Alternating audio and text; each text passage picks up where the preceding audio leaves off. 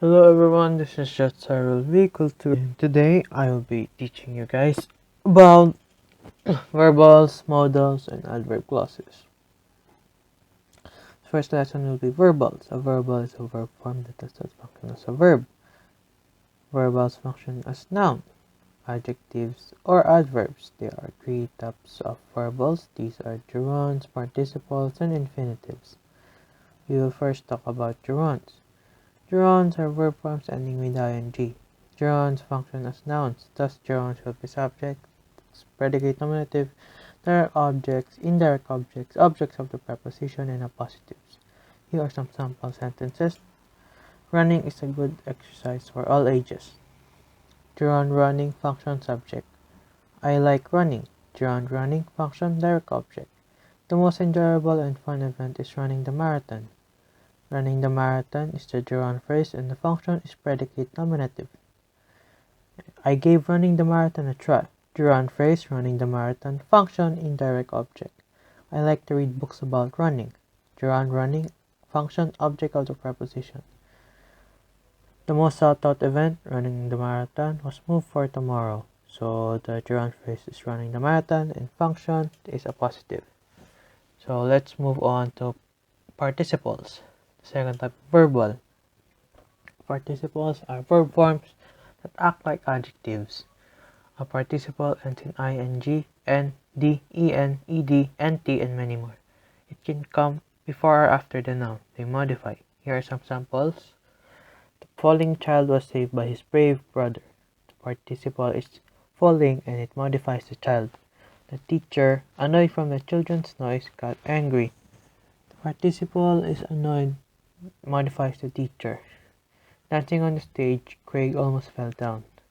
Participle is dancing and it modifies Craig. Next is crushed by the pressure, Sean bailed out on the performance. So the participle is crushed and it modifies Sean. Next, the pilot flying the plane fell asleep. The participle is flying and it modifies the pilot. Now let's move on to the third type of verbal and it's infinitive. Infinitive is a base form of a verb with to. Usually functions as a noun, although it can function as adjective or adverb. Here are some samples. I want to go to my friend's house. The infinitive is to go, functions as a noun. To pray is to converse with God. Infinitive is to pray and function as a noun. To get into a good college, you must study hard. The, the infinitive is to get and function is an adverb. Next, I went to school to study. Infinitive to study, it functions as an adverb.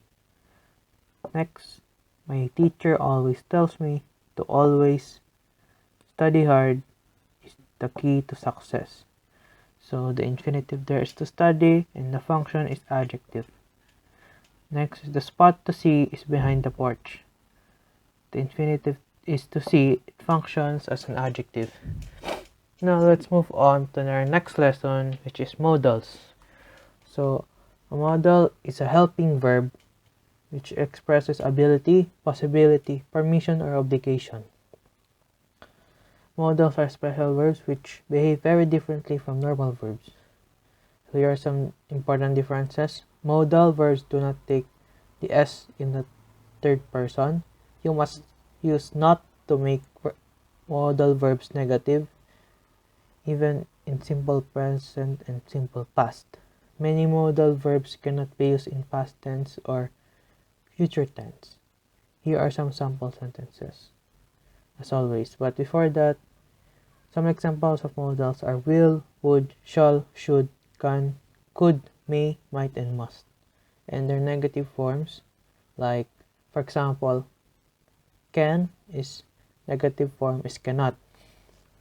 So, I could, example sentences here, I could do a backflip if I wanted to. The modal is could and it expresses possibility.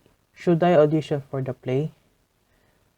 The modal should and expresses obligation. And next, may I have a glass of water? The modal is may and expresses permission. Next is modal, I must finish my homework before the deadline.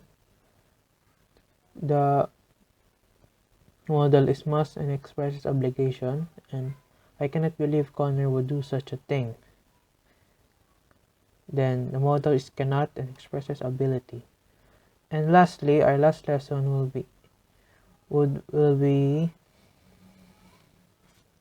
adverb clauses. So adverb clauses. An adverb clause is an independent clause used as an adverb within a sentence to indicate time, place, degree, manner, frequency, condition, reason, and many, etc. Also known as adverbial clause. Here are some sample sentences to further understand. So, adverb clause: Jennifer took note while being taught to cook. The adverb clause there while being taught to cook, and is an adverbial clause of time. Ryan likes to drink wine occasionally with family and friends. The adverb clause is occasionally with family and friends, and it's an adverbial clause of frequency. You can put your bags wherever you like. The adverb clause is wherever you like. Adverbial clause of place: She was so tired that she could not stand. Adverbial clause that she could not stand. Adverbial clause of manner. Lastly, Emily and Amanda's bickering was too much to bear. Adverbial clause: too much to bear. Adverbial clause of it is an adverbial clause of degree. So that is all. Thank you for watching. See you next time.